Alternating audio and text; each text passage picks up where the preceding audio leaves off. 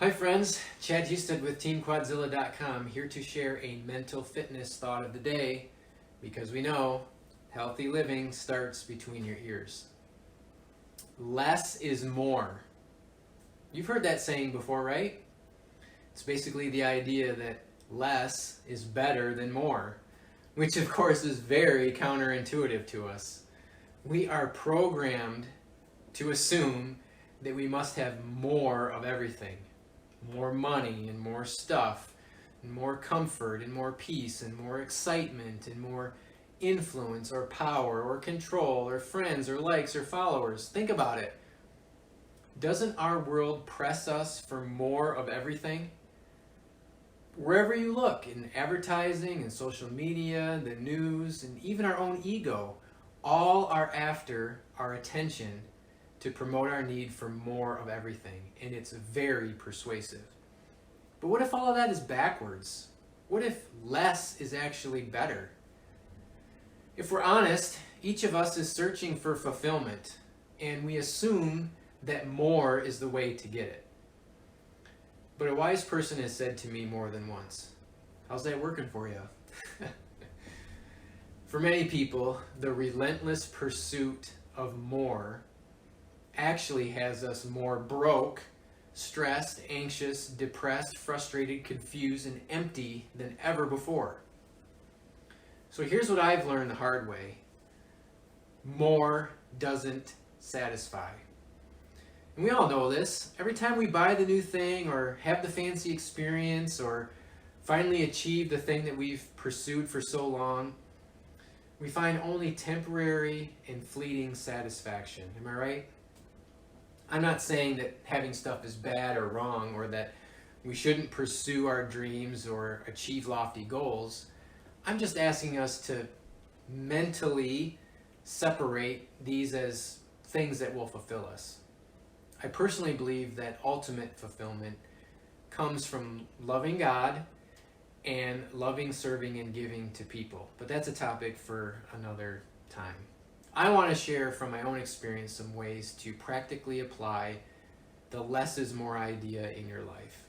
And not that there's ultimate fulfillment here, but rather a drastic reduction of the broke, stressed, anxious, depressed, frustrated, and empty feelings that I experienced before while I was pursuing more. And I found great increase in peace and contentment, debts paid off, and increased time and capacity to do more of what is important to me. So, number one, less stuff. In the summer of 2015, our family moved across the state to be closer to family. I called this a midlife reset as we purposely downsized everything in the move. Our house is literally half the size of the one we left. We sold much of our furniture, decor, and other things that we didn't use or wouldn't fit into our modest home.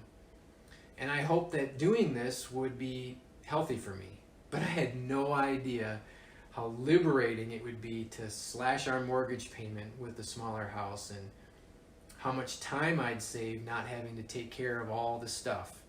There's less to clean and less to maintain and less to pay for means more time and money to spend on things that are important to us. So, you don't have to move or to do a midlife reset like I did, but maybe some of the stress in your life is due to all of the stuff you have to pay for and to take care of.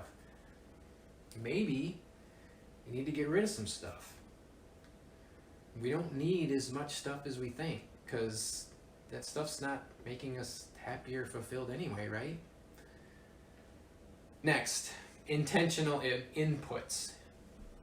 At the end of the COVID mess, I became convicted about the volume of inputs to my mind. As a guy who loves to learn and continuously improve, I spent years being laser focused on personal growth and professional development, assuming that the more I consume, the faster I'll improve. But what I realized is that while I was consuming quality content via books and email and video and podcasts and all kinds of stuff, it was just way too much. I was so overwhelmed with many ideas to implement that I couldn't practice any of it. I was just paralyzed to take action on anything that I was learning. So I got really intentional about what I would allow into my mind and cutting all but a couple of resources outside the Bible so that I could focus on taking action on what I was learning. Hitting unsubscribe on some valuable and trusted resources was really hard for me. But today I can say that I don't miss it at all. I believe that I'm learning more now than ever before, and I'm able to focus on taking action that helps me to be a better me. Because information doesn't change us, right? Taking action does. So what are the inputs that you can cut out?